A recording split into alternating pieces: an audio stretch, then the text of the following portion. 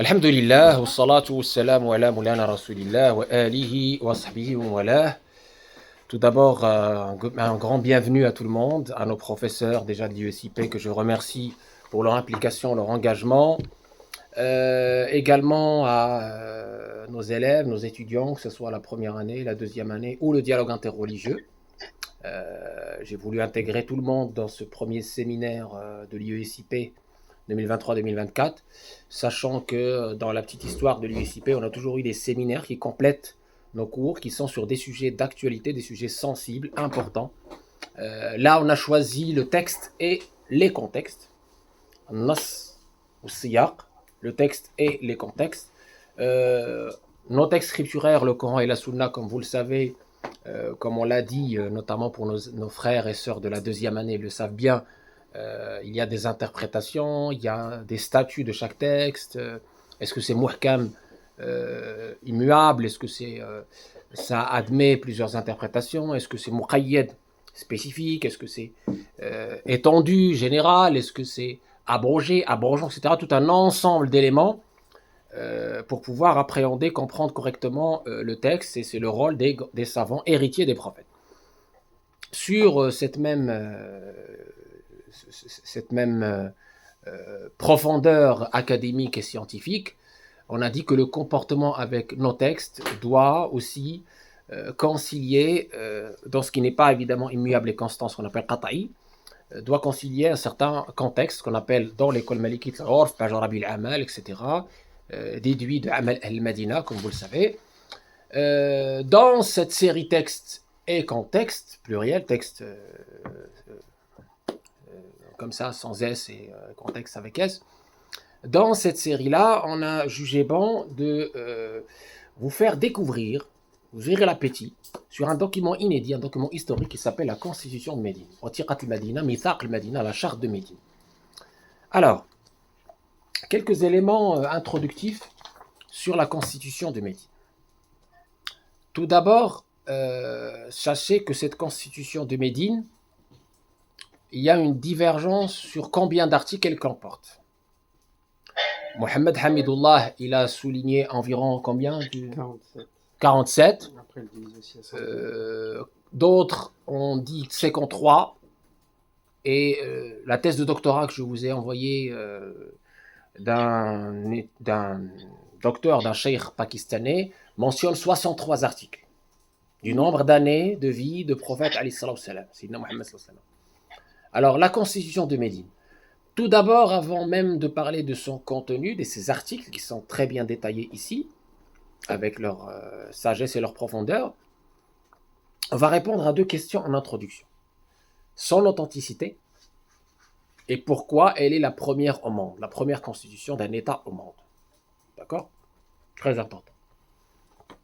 On va ici aborder, avec moi, Dr Ibrahim, on va aborder aussi l'aspect constitution en général, dans le droit positif, et aspect historico-critique de cette constitution.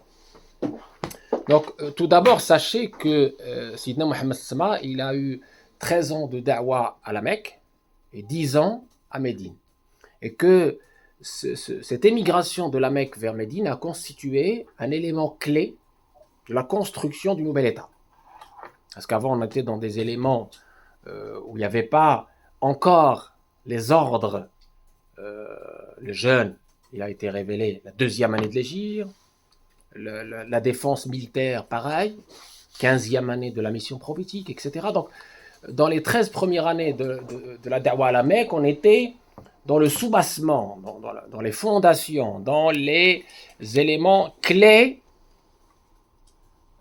qui vont faire que les croyants et les croyantes vont être initiés doucement et sûrement. Et le but, c'était de faire aimer le créateur aux créatures. Parce que tu ne peux pas obéir correctement, te soumettre correctement à ce que tu ne connais pas, à ce que tu n'aimes pas. Donc le but de ces 13 années, c'était d'abord connaître le créateur correctement, saper les superstitions, le polythéisme, etc. Donner le fondement du tawhid, enraciner cette unicité dans les cœurs, et en avant vers un ordre. L'ordre, c'était Médine. Évidemment, vous savez que le prophète et ses compagnons, au début, ils étaient faibles, c'était la torture, les persécutions.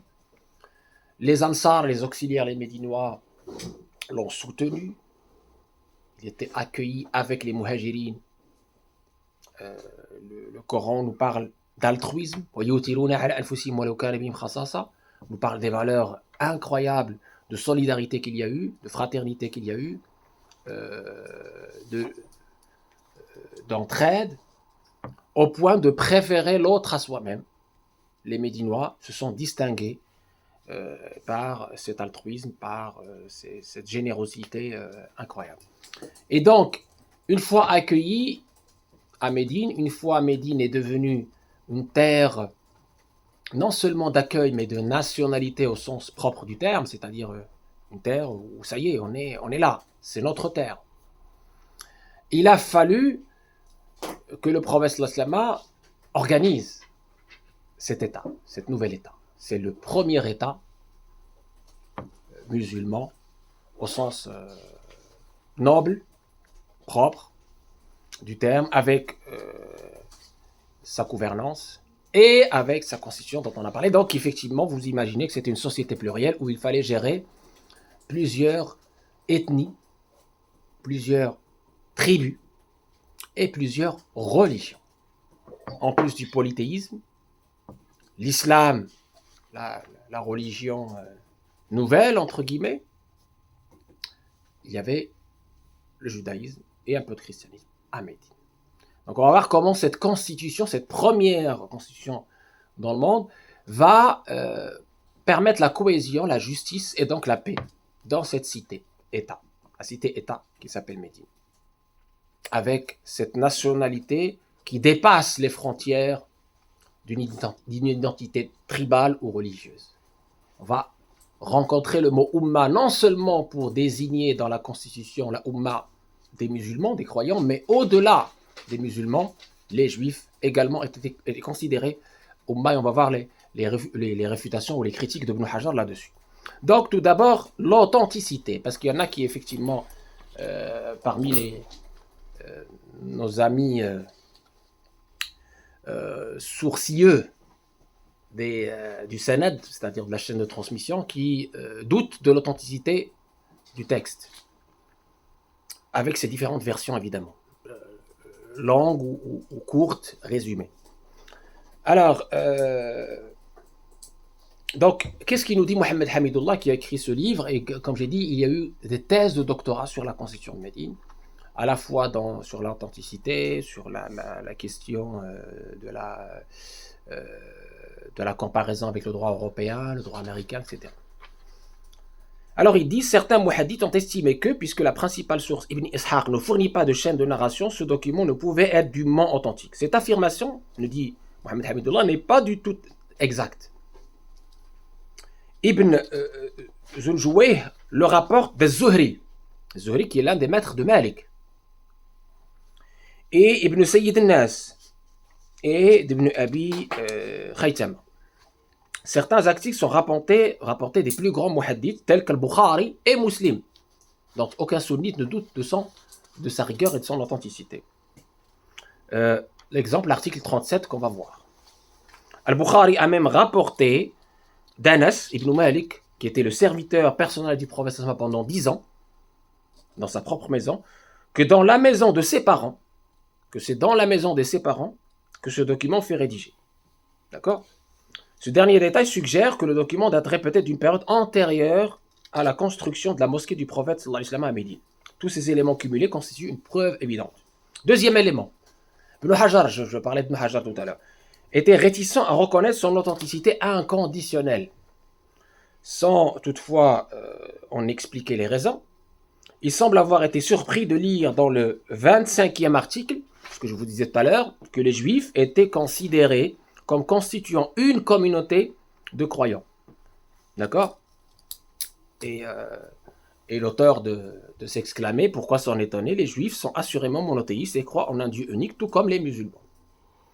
À ces objections, nous ferons remarquer que la formulation du texte est très ancienne, quasiment archaïque. Il en ressort de la spontanéité et de la simplicité, sans aucune trace du style artificiel des générations ultérieures. Al-Maziri,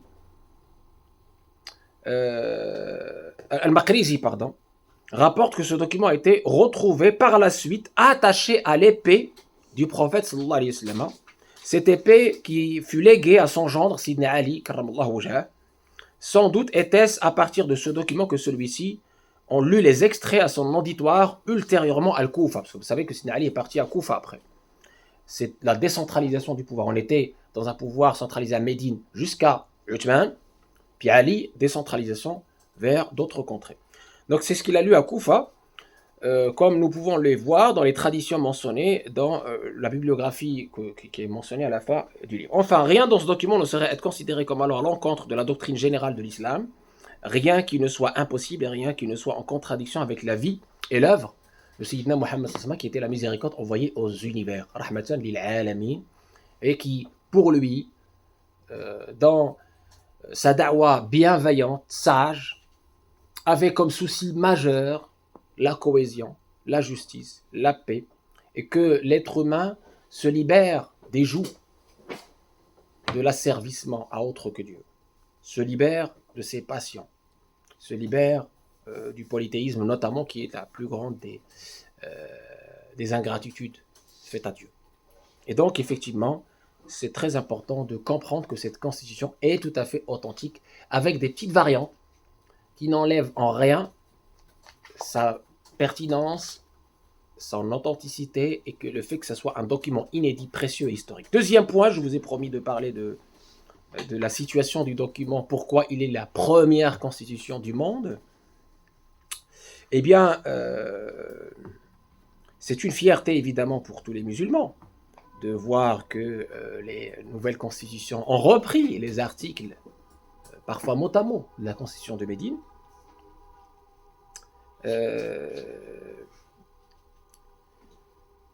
En fait, il dit, pour l'état actuel de nos connaissances, il n'existe aucun texte antérieur connu de l'histoire.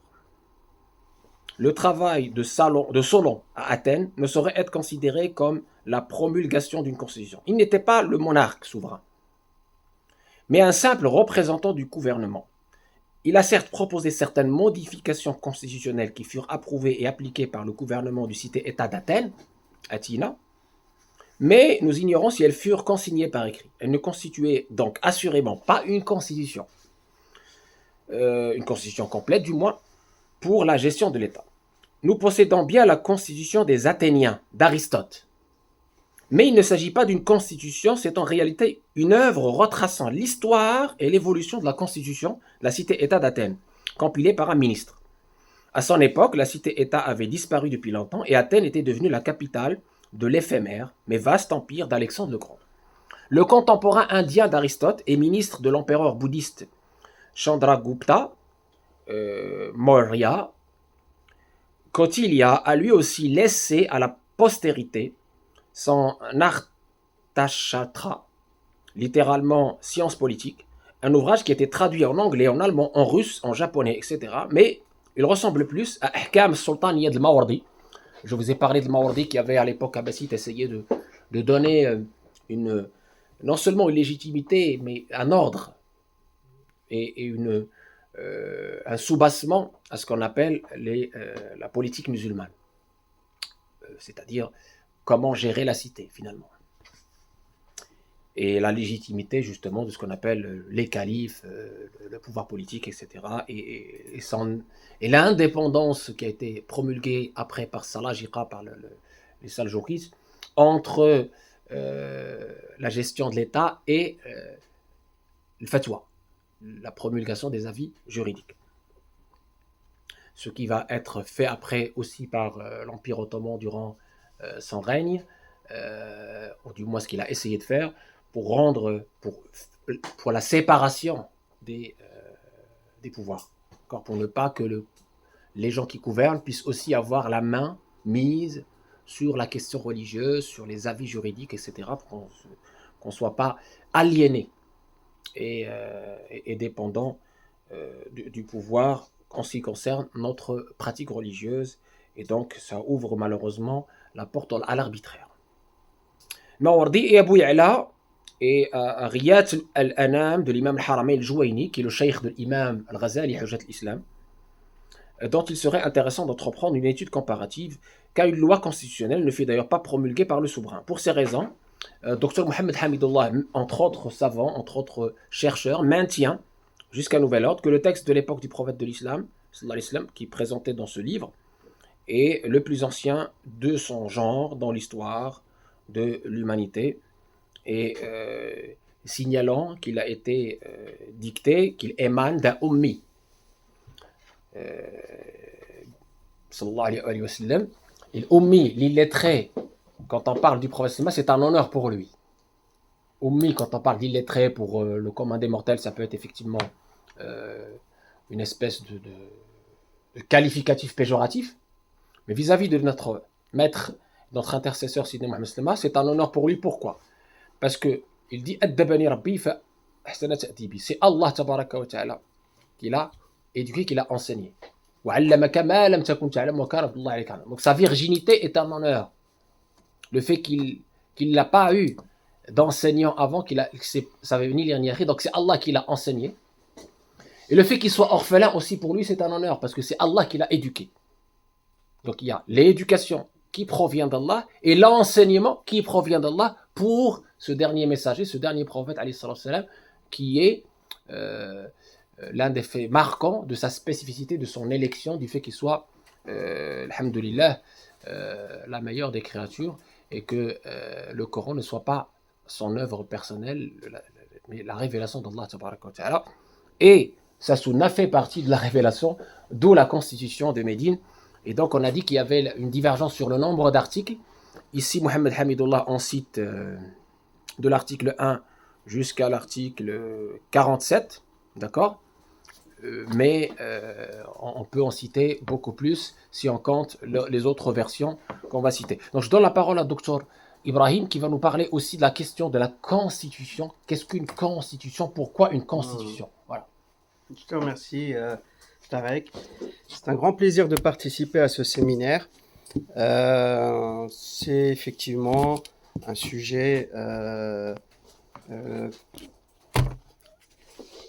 tu vas réussir? Oui. Donc, je disais, c'est un sujet dont il conviendra de contextualiser dans le cadre des cours que vous suivez au sein de l'ICIP. Et ceux qui ont suivi le premier cours, vous savez très bien qu'on avait parlé de la hiérarchie des normes. Au sommet de cette hiérarchie des normes, on parlait de constitution.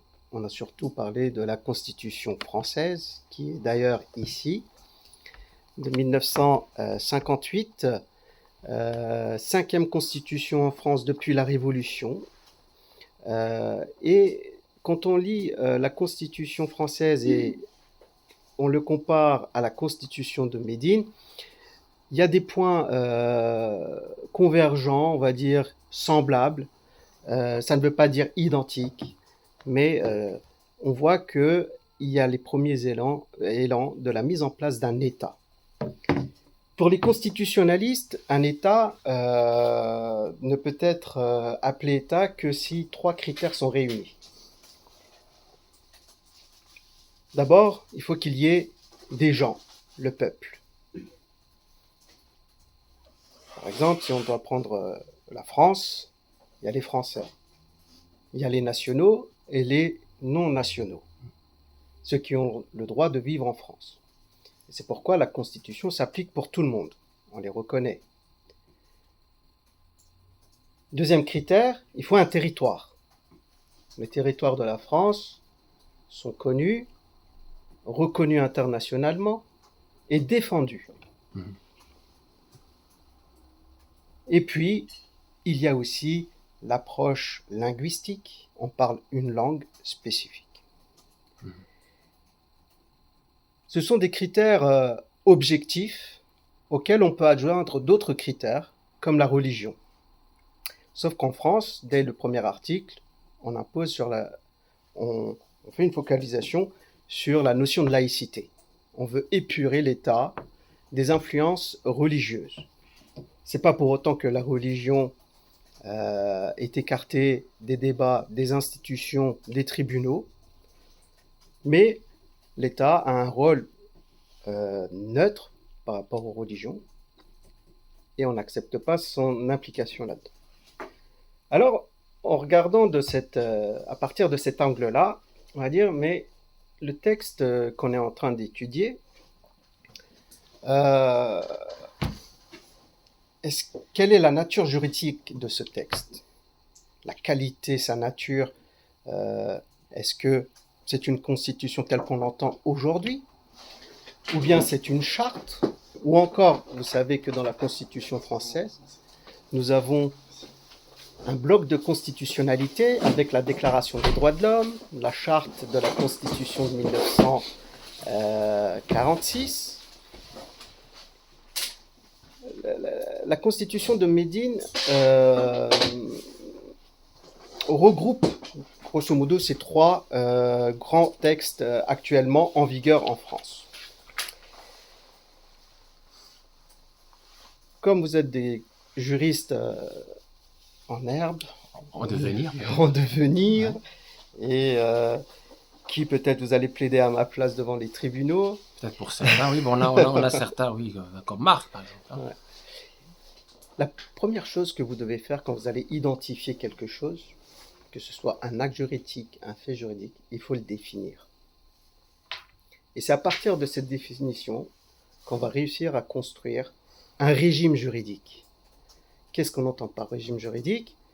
C'est les conditions de mise en place d'un concept juridique.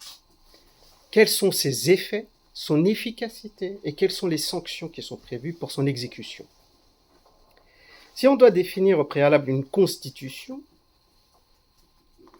on peut le définir de la manière suivante. Ce sont l'ensemble des règles qui définissent le statut des gouvernants pour lesquels on leur désigne une mission, des compétences. Et ces règles définissent également les rapports entre les gouvernants et les gouvernés.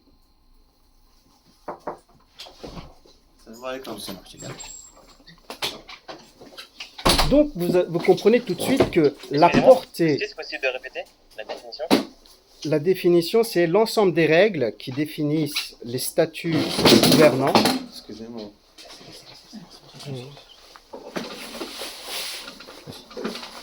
Qui définissent le statut des gouvernants. On désigne ici leur rôle, leur mission, ainsi que leurs compétences. Et on définit également les rapports entre les gouvernants et les gouvernés.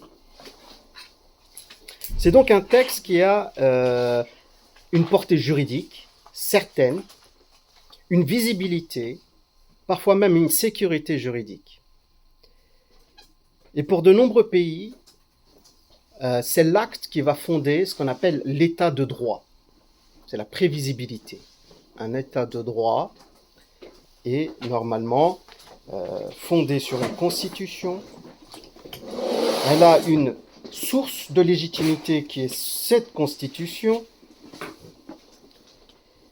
Mais à bien analyser un texte, une constitution, c'est que derrière, il y a quand même un projet politique global. On va définir le régime dans lequel on vit. Une démocratie, une pseudo-démocratie, une dictature. Pratiquement tous les pays dans le monde ont une constitution.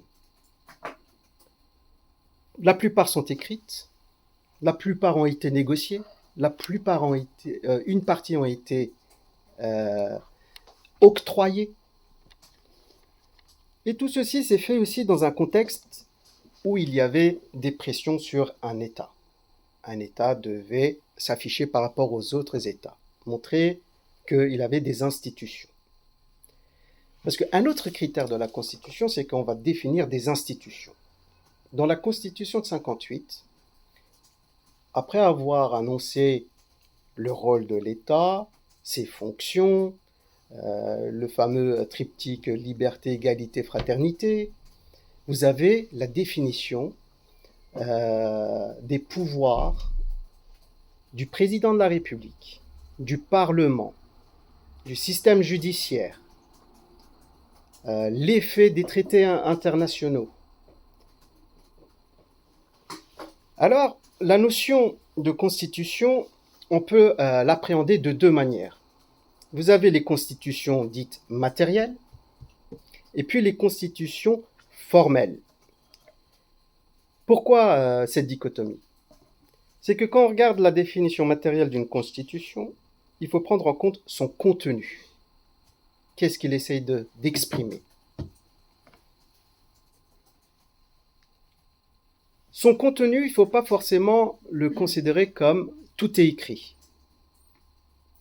Par exemple, on en a déjà parlé dans le cours, vous avez des principes qui ont été reconnus par le Conseil constitutionnel comme faisant partie des principes fondamentaux des lois de la République. Et ils vont rentrer dans le bloc de constitutionnalité. Nous avons ce genre de principe également. Il y a l'écrit, mais il y a aussi des règles qui ne sont pas écrites, mais que du fait des litiges, les juges sont amenés à l'ériger à une valeur constitutionnelle. On va peut-être revenir aussi sur la question d'une constitution matérielle et constitution formelle, mais il faut aussi peut-être maintenant resituer, on va resituer la constitution de Médine dans tout ça, d'accord? J'y arrive si tu permets. Bien sûr. J'y arrive. C'est pourquoi on va parler aussi de la constitution formelle organique. Qu'est-ce que ça veut dire organique? C'est qu'on va prendre en compte toutes les procédures juridiques qui ont été mises en place par une constitution pour définir le rôle des uns et des autres par rapport aux organes qui sont institués. Et donc, pour qu'une constitution soit élaborée, vous avez plusieurs techniques. La première des techniques, c'est de convoquer une assemblée constituante. Un certain nombre de personnes qui ont une certaine compétence sont capables de définir ce qui va être leur constitution, leurs règles fondamentales pour qu'un État fonctionne.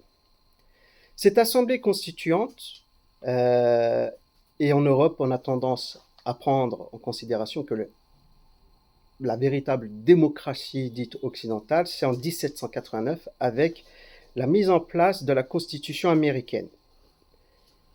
Donc, la Convention de Philadelphie s'est réunie, ils ont élaboré un texte, et à partir de ce texte-là, ça va faire 200 ans que le texte est en vigueur, et que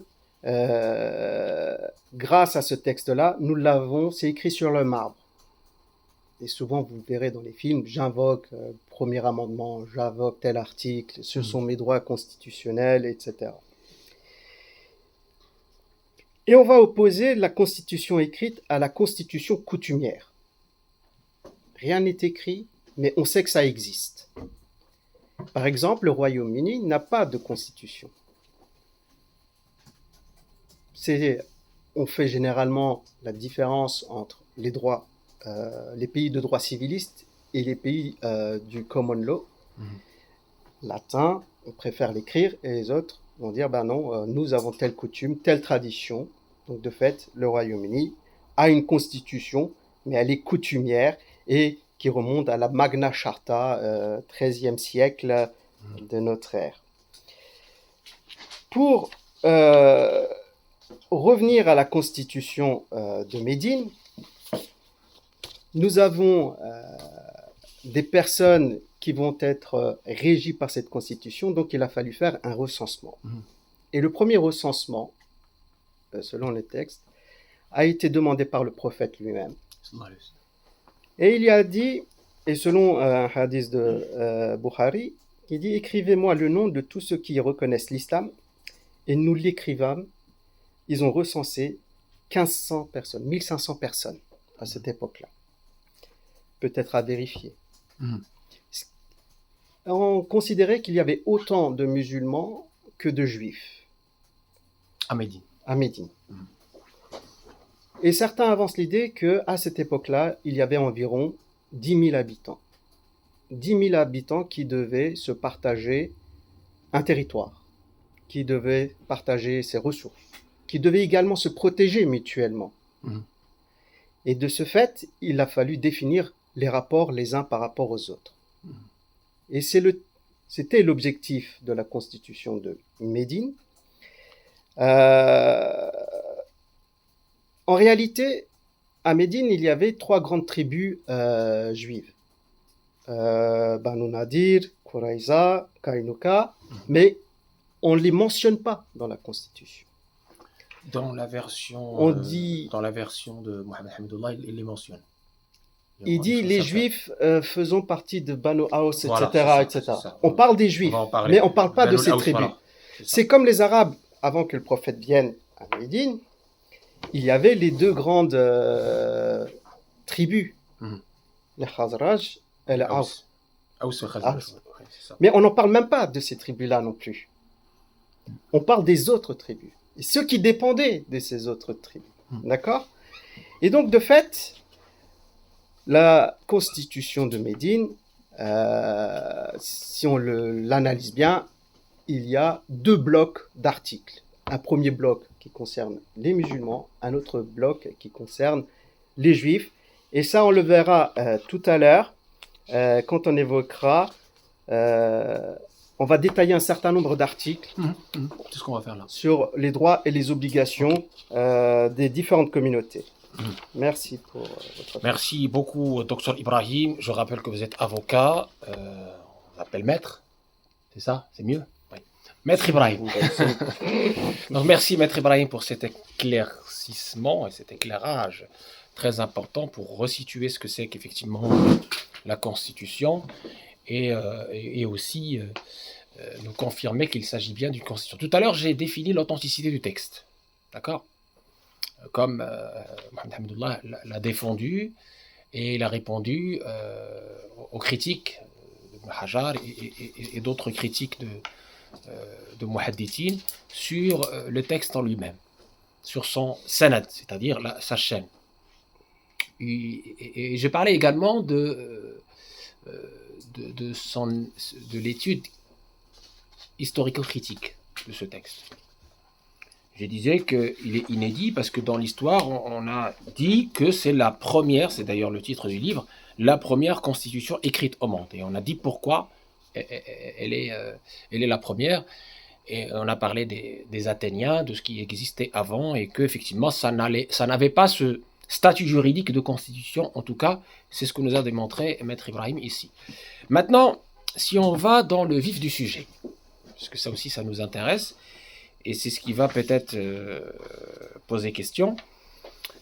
La constitution de Médine, ou la charte de Médine, est la constitution du premier État. Donc on parle déjà d'État. Comme je vous dis, après la période mécoise, la période médinoise était la période de l'État. Dawa, Daoula. Médine s'appelait Yatrib avant. Tout d'abord, cette présence musulmane à Médine, elle mit fin, entre autres, à peu près de 100 ans d'affrontements interethniques entre les 2 tribus Aws et Khazraj. D'ailleurs, vous avez un verset coranique qui nous dit Ya ayyuhalladhina amanu taqullaha haqqa tuqatihi wa la tamutunna illa wa antum muslimun wa'tasimu bihablillahi jami'an wa la tafarraqu wadhkuru ni'matallahi alaykum id kuntum a'da'an fa'alafa bayna qulubikum fa asbahtum bi ni'matihi ikhwana. Vous étiez des ennemis et Allah a concilié entre vos cœurs et vous êtes devenus par la grâce d'Allah des frères. Donc, la première chose que l'islam a établie à Médine, la fraternité. La fraternité. Je disais donc, on va voir après l'égalité et la liberté. La première chose qu'il a établie, c'est la fraternité, qui se manifeste par l'entraide, par la solidarité, par un certain nombre de choses concrètes. Les historiens conviennent en outre que sur le fait que cette constitution a établi principalement ce qui suit à Médine par le prophète de l'islam lui-même, sallallahu alayhi wa sallam, qui était à la fois chef spirituel et temporel. Premièrement, je résume les articles dans leur fond, sur le fond. Je parle du fond. Premièrement, la paix et la sécurité de toutes les communautés de Médine. Deuxièmement, la liberté religieuse pour toutes les communautés. Là, on est dans la valeur liberté. Alors, j'ai parlé de la valeur fraternité, la valeur liberté, c'est-à-dire que finalement, on ne peut pas obliger les juifs à devenir musulmans, on ne peut pas obliger les musulmans à devenir juifs. On doit se respecter les uns les autres. Lakum dinukum waliya din. Vous avez votre religion, j'ai la mienne. Innama anta mudhakkir lasta alayhim bimusaytir. Tu n'es là que pour faire le rappel. Tu ne peux en aucun cas être sur eux un dominateur, nous dit le Coran. Afa anta tukrihu an-nas hatta yakunu mu'minin. Est-ce toi qui vas contraindre les gens à croire? Wa ma kana li nafsin an tu'mina illa bi idnillah. Il n'appartient qu'à Allah de guider une âme vers la lumière de la foi. Point. Donc, très important.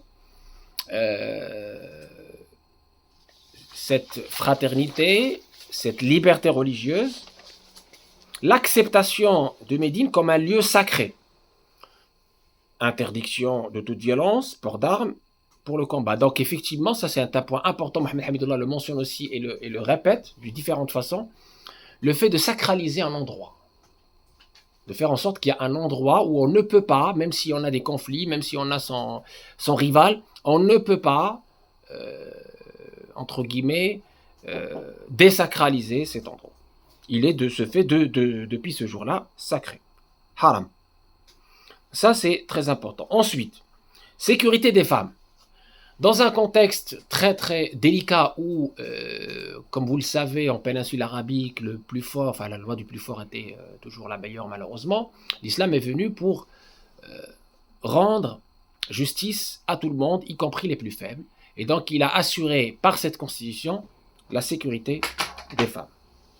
Très important également, et c'est ça une grosse partie des articles contiennent justement ces mentions claires, explicites, les juifs ne font qu'une communauté avec les croyants. C'est ça qui a dérangé Ibn Hajar. Apparemment, d'après Mohamed Hamidullah, ça a dérangé beaucoup Ibn Hajar de dire qu'on est une umma des croyants. Les juifs peuvent continuer de professer leur religion et la liberté de pratiquer leur religion est garantie.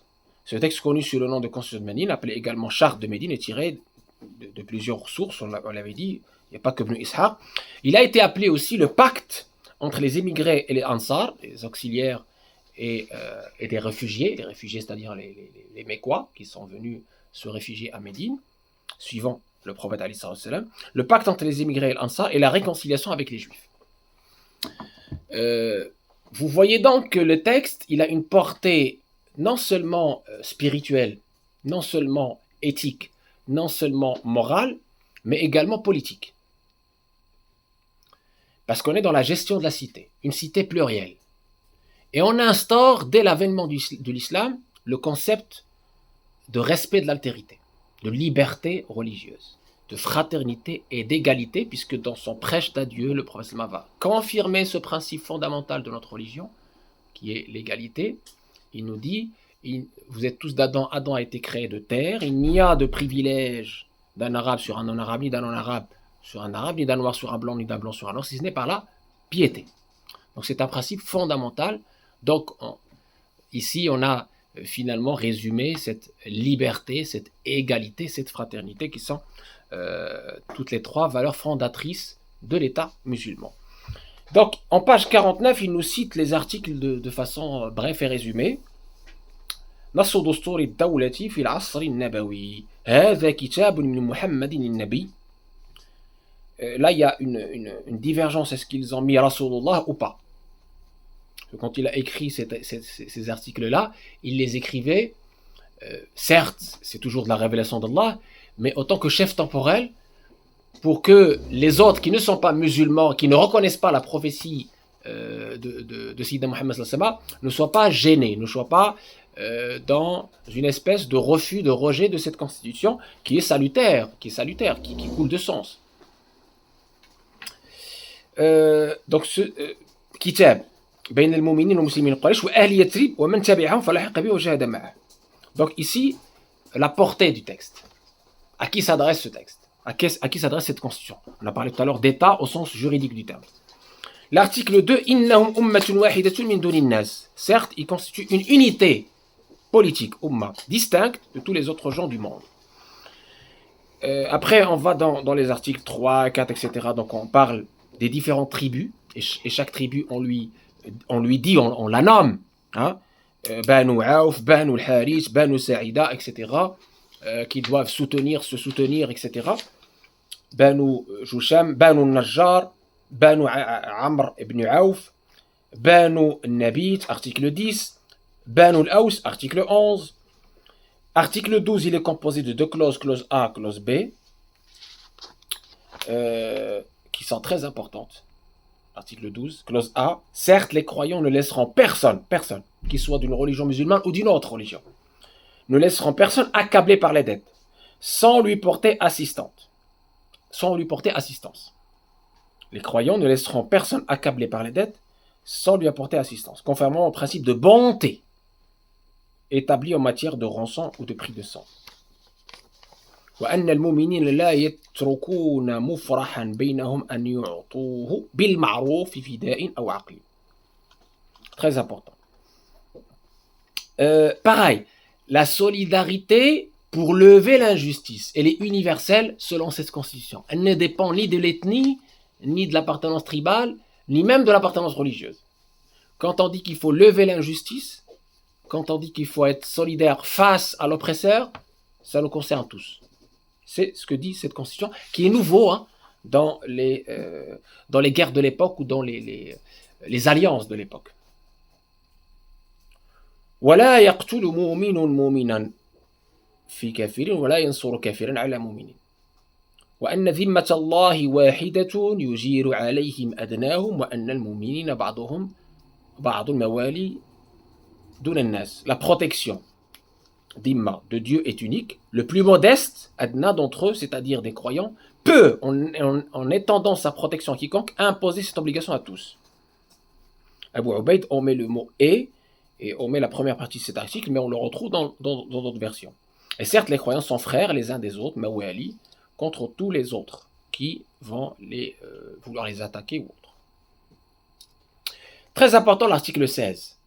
وأن من تبعنا من يهود فإن له النصر والأسوة غير مظلومين ولا متناصر عليه. Certes, ceux qui nous obéiront, c'est-à-dire ceux qui suivront cette constitution, parmi les juifs, seront assistés et traités équitablement. Ils ne seront pas opprimés et aucune assistance ne sera apportée contre eux. Très important. D'accord ? Je ne vais pas vous citer tous les articles, mais ce qui m'a interpellé, c'est aussi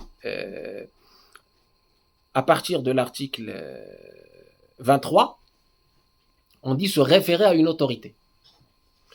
Et Mohamed Hamidullah fait remarquer que les Juifs ont accepté, ils ne sont pas musulmans, ont accepté de se référer à l'autorité du prophète Sidna Mohamed alayhi salatu wassalam. Article 23. وأنكم مهما اختلفتم فيه من شيء فإن مرده إلى الله وإلى محمد. Et il a dit Mohammed, il n'a pas dit prophète ou Rasulullah. Pour respecter cette diversité de Médine, vous vous référez à Mohammed en tant que dernier juge, dernier arbitre. Les Juifs avaient demandé cet arbitrage de Mohammed parce qu'ils savaient, avant même en fait qu'il vienne à Médine, ils savaient qu'il était juste, qu'il était sincère, il était connu par ses qualités. C'était pas quelque chose qui était entre guillemets à cacher. On peut pas la cacher. D'une part, d'autre part, vous savez pourquoi les Juifs étaient présents à Médine? On l'a étudié. Pourquoi les Juifs étaient présents à Médine? C'était déjà là, non? Oui, pourquoi? Pourquoi ils étaient à Médine, les Juifs? Hein? Parce qu'ils attendaient le dernier messager. Eh oui, c'est pour ça que Selman a été venu aussi. Ils attendaient, ils savaient qu'il allait venir, parce que c'est écrit dans leur... Eh oui, que le dernier messager était là-bas. Et donc, les tribus, les grandes tribus sont venues s'installer durablement, de façon sédentaire, à Médine, contre vents et marées, en attendant ce dernier messager. Quand ils ont su qu'il était arabe, ça les a frustrés. Même là, il parle des dépenses solidaires entre musulmans et non-musulmans. La répartition juste et équitable. Et là, il va, à partir de l'article 25, il va citer les différentes factions, les différentes tribus des Juifs. وأن يهود بني عوف أمة مع المؤمنين لليهود دينهم وللمسلمين دينهم. Certes, les juifs des Banu Aouf sont reconnus comme constituant une communauté Ummah au même titre que les croyants, car les juifs ont leur religion et les musulmans la leur. Qu'il s'agisse d'un partenaire ou d'un membre originaire de la tribu. Parce qu'il y avait le Mawali, un partenaire qui n'était pas de la tribu, mais qui était protégé par la tribu. C'était même chez les juifs de l'époque, c'était une répartition, une constitution tribale. Est-ce que tu peux développer cette notion de Maoula?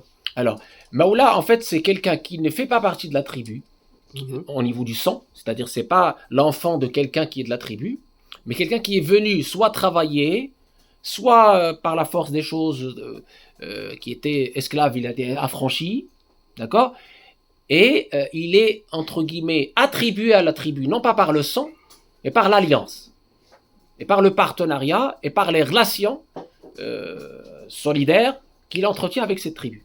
Et donc il va bénéficier de la même protection que les membres de la tribu, ce qui est très fort. Mais quiconque se rendra coupable d'oppression ou de violation du traité ne mettra en difficulté que sa propre personne ainsi que les membres de son entourage. C'est-à-dire qu'il n'y a pas de punition collective. Très important. Ça aussi, le droit international, c'est sous ton contrôle, maître. Le droit international a repris cette question d'interdiction de punition collective. À voir. À voir. Oui, parce que c'est vrai que la pratique ne nous aide pas à confirmer ce principe. On respecte quoi? On respecte pas, c'est vrai, malheureusement. C'est toujours le... Voilà. Après, il nous va parler des autres tribus des Juifs.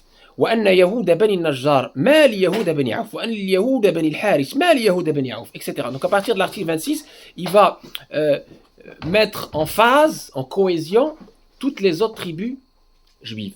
En les citant nominativement, يهود بني ساعدة ما من اليهود, يهود بني جشام, يهود بني الأوس, يهود بني ثعلبة, جفلة بطن من ثعلبة كأنفسهم, ولبني الشطبية مثل ما ليهود بني عوف وأن البر دون الإثم, etc., etc. Donc voilà, il va citer nominativement chaque tribu, oui. J'ai une question parce que entre l'article 5 et l'article 27, oui. C'est Bani al-Harith, c'est l'Ansar, oui. Khazraj. Oui. وأن اليهود بني الحارث. Parce qu'il y avait aussi chez eux. Le lien. Alors c'est très important parce qu'il y avait aussi dans cette tribu des Juifs. Parce que les Arabes, à un moment donné, avant, ils combattaient, les Arabes et les Juifs à Médine, avant la venue du prophète, ils faisaient des guerres aussi. Il y avait des alliances. Ils faisaient des guerres. Et vous savez, avant la venue de l'islam, il y avait la notion de vassal. Les vassaux de l'Empire orient de Rome, pas de byzantin, les vassaux de l'Empire perse. Les tribus étaient les représentants, c'est-à-dire des guerres par délégation, un peu comme aujourd'hui. D'accord? Simplement, ce que nous dit le Coran dans la sourate 2,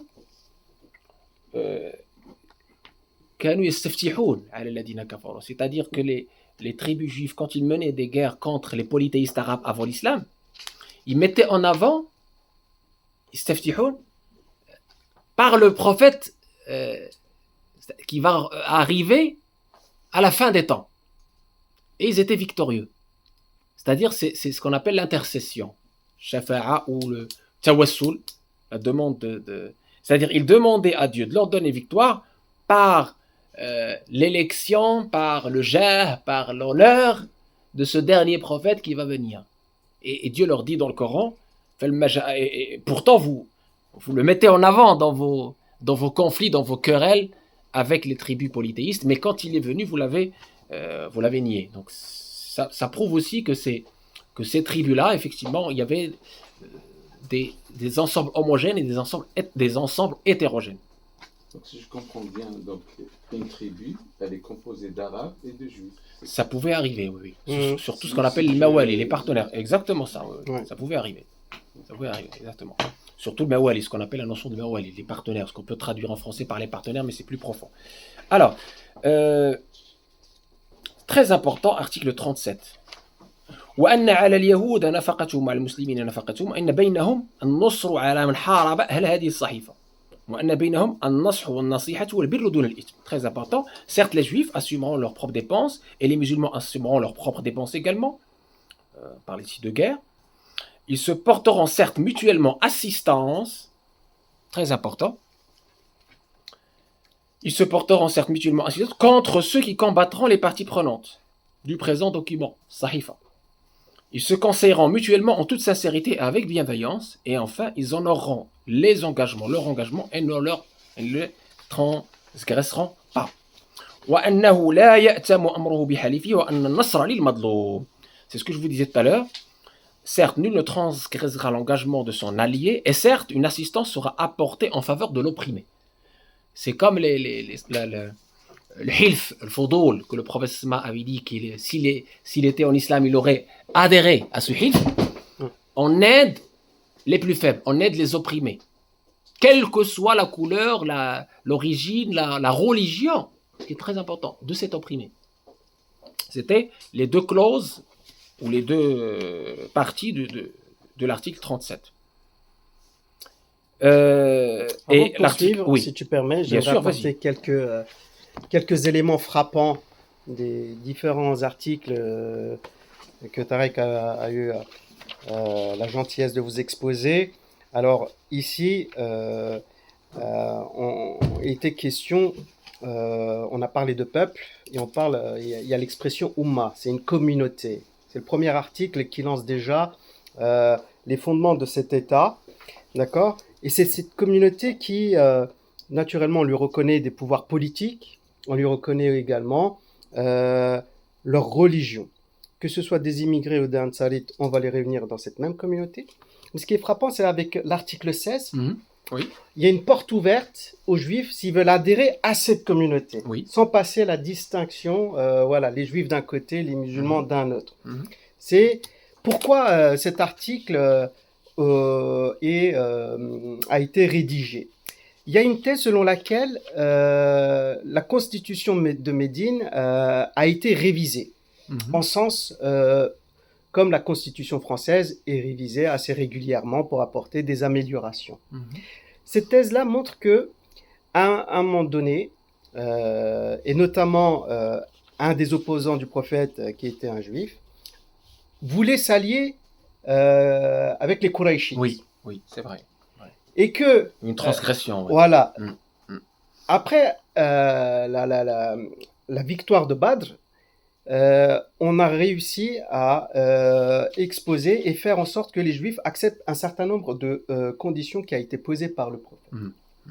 Ils disent qu'il y a un certain nombre d'articles qui ont été rajoutés par la suite en se fondant notamment sur les hadiths. D'ailleurs, tu as raison, Mohamed Hamidullah le mentionne également. Voilà. Mentionne la bataille de Badr et les conséquences de la bataille de Badr, effectivement. Les tribus dont il était question, les Juifs, ont pris peur aussi.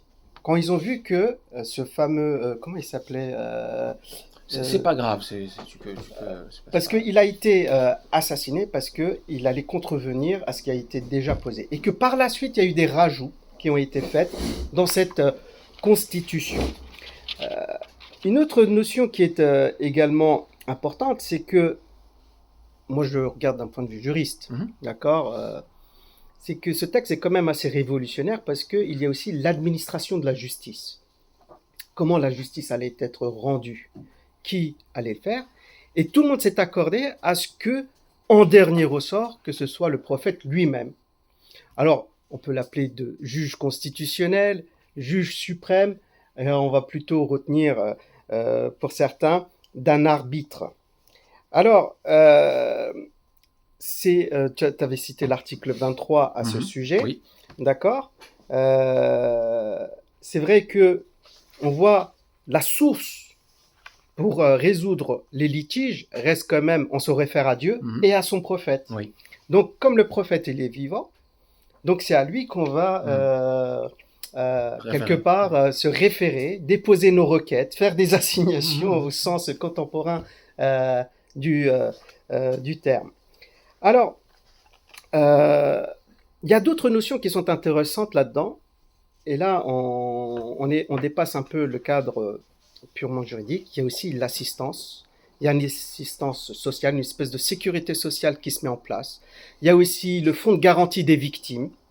Il y a également la défense commune. Ce qui est intéressant dans la défense commune, je ne sais pas si tu vas aborder cette question, comment on va se protéger lorsqu'on va être assiégé, quand on est dans une logique défensive et puis quand on va être dans une logique offensive. Là aussi, il y a également des distinctions à faire dans le texte. Au premier abord, on a un peu du mal à distinguer chacune de ces notions, mais au fur et à mesure et en contextualisant le texte, on se rend compte que si il y a une défense, c'est qu'on se défend pour protéger la cité, tout le monde va participer à la défense, les propres deniers. Par contre, si ce sont les musulmans qui vont aller faire une bataille, etc., et les juifs de leur côté, les musulmans de l'autre côté, il n'y a plus de solidarité. Chacun devrait assurer avec ses propres deniers, assurer la guerre. Ce qui est intéressant, c'est que c'est la notion même de territoire. Vous savez, un des critères de la constitution d'un peuple, d'un État, c'est le territoire. À cette époque-là, quand on regarde la constitution de Médine, on ne définit pas le territoire. On la qualifie de terre sacrée, c'est-à-dire que nous l'avons élevé à un degré, le plus élevé qui puisse exister, c'est sacré. Et selon certains historiens, le territoire de Médine à l'époque, c'était à dos de chameau, il fallait faire une journée du nord au sud et une autre journée d'est en ouest. Ça donne un peu l'idée que ce que représentait le territoire de Médine. Encore plus intéressant, c'est que c'est un territoire, vous allez penser à une vaste étendue de terrain et autres, mais il ne faut pas oublier qu'il y avait également des rivières, des lacs, mais il y avait aussi des châteaux forts. Et certaines tribus faisaient en sorte, pour protéger les siens, les accueillir dans ces bâtisses. Donc, on a quelque part cette notion de civilisation. C'est-à-dire qu'on est en train de fonder une nouvelle civilisation, un nouvel acte qui part déjà sur une espèce d'hétérogénéité des croyances, d'hétérogénéité des ethnies, et on a décidé de vivre ensemble, on ne va pas dire sous la même bannière, mais sous l'autorité d'une personne, mais en laissant libre chacun. On accorde l'égalité à tous, l'égalité des droits, et puis de l'autre côté, on leur dit, mais vous êtes libres. Dans l'administration de la justice, quand on s'est référé à plusieurs reprises au prophète de régler un différend, un litige, par exemple, les Juifs lui demandaient de régler un différend qu'ils avaient entre eux. Il n'appliquait pas la loi musulmane, il appliquait ce qu'on dit à l'heure actuelle, le statut personnel. Et c'est par rapport à votre charia que je vais rendre la justice. Après, il y a une notion intéressante, ce qu'on appelle, on l'utilise aussi en finance, l'arbitrage. On va choisir la juridiction qui est la plus favorable. Et donc parfois, les Juifs se rendaient compte que la charia islamia, la loi islamique, était plus favorable pour eux que la charia, leur propre charia. La Torah, oui.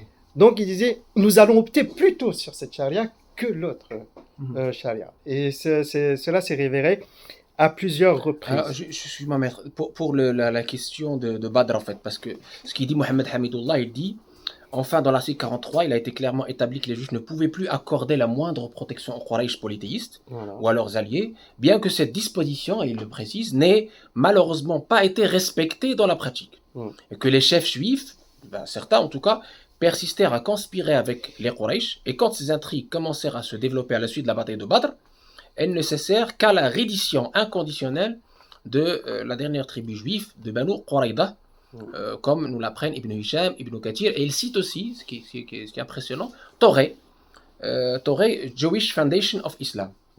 Donc c'est très important de comprendre aussi que cette constitution n'a pas été uniquement une théorie, mais elle a été appliquée. Voilà. C'est ça qui est intéressant.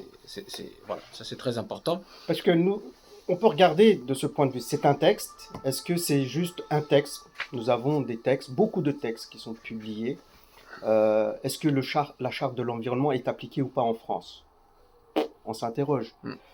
Beaucoup de chartes internationaux sont-ils appliqués ou pas? Voilà. Sur le conflit au Proche-Orient, voilà. C'est clair. Il y a dire et puis il y a faire. International est bafoué, oui. Voilà. Et nous avons dans nos sources, que ce soit, surtout d'un point de vue de la justice, il y a beaucoup d'éléments qui montrent que cette constitution a bien été appliquée. un autre élément que je tiens à préciser, et là, on revient à la définition de constitution. Est-ce que c'est une charte, une constitution, un pacte? En réalité, Tous ces termes-là figurent euh, dans l'ouvrage de Mohamed Hamidullah voilà. d'ailleurs. Moi, je vais mettre mon grain de sable. Mm. Je vais dire, c'est un contrat social.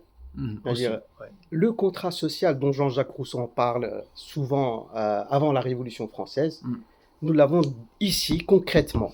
Mm. D'ailleurs, ce qui est intéressant, et Hamidullah, c'est un fin juriste et historien, c'est que quand il parle de la constitution de Médine, il ne parle pas d'articles, il parle de clauses. Oui. Alors que, juridiquement parlant, les clauses sont dans les contrats, les articles sont dans les lois et les constitutions.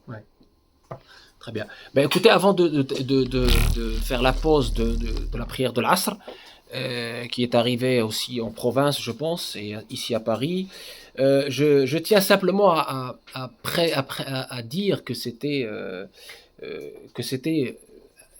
la Constitution de Médine a eu des impacts très forts, non seulement sur la vie en péninsule arabique, mais des retombées sur toute la région. Des retombées, on va dire, universelles. Il nous dit ici, Mohamed Hamidullah, la Mecque possédait à l'époque le statut d'une cité-État organisée, où figuraient quelques 25 offices publics, relatifs aux différents services étatiques, tels que l'armée, le trésor public, le sanctuaire, les affaires étrangères, ah oui, parce que, comme vous savez, c'était le lieu aussi de la maison sacrée d'Allah. C'était le lieu de rencontre de toutes les Combien les d'offices Arabes. publics? Alors, 25 offices publics. D'accord? Relatifs, donc, je disais, aux différents services étatiques, tels que l'armée, le trésor public, le sanctuaire, les affaires étrangères, l'administration de la justice et autres. Une analyse détaillée de ces différentes institutions a été exposée par Dr Mohamed Hamidullah dans un article présenté lors de la convention des orientalistes à Trivandrum, en Inde. D'accord? Il nous cite ici les références. En revanche, Médine, c'est ça qui est important, parce qu'on part de loin. Médine était un état de quasi-anarchie. Le tribalisme y régnait. Et si la faction arabe de la population était divisée en 12 tribus des Benu Aous et des Benu Khazraj, les Juifs étaient, eux, divisés en 10 tribus, 10.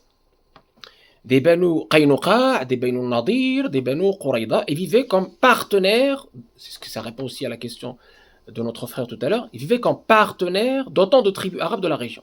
Les dissensions faisaient rage depuis des générations. Certains Arabes qui avaient conclu une alliance avec certains Juifs s'étaient montrés hostiles envers d'autres Arabes.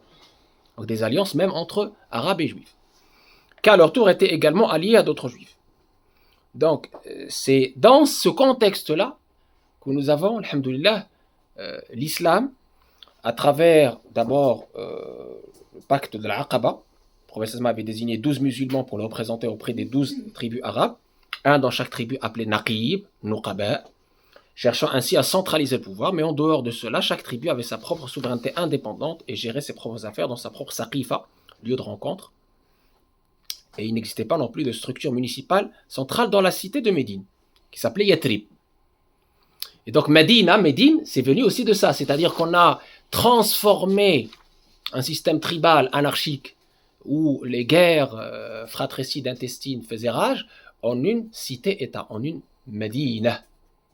C'est-à-dire un vrai État avec une indépendance juridique et avec la sécurité qu'il faut, l'économie qu'il faut, la politique de justice, d'égalité et de fraternité qui a permis une cohésion d'une population, d'une société plurielle avec comme mot-clé le respect de l'altérité. Donc on fait une pause de 5-10 minutes pour la prière de l'Asr et on vous donnera la parole pour vos questions après cela, Inch'Allah.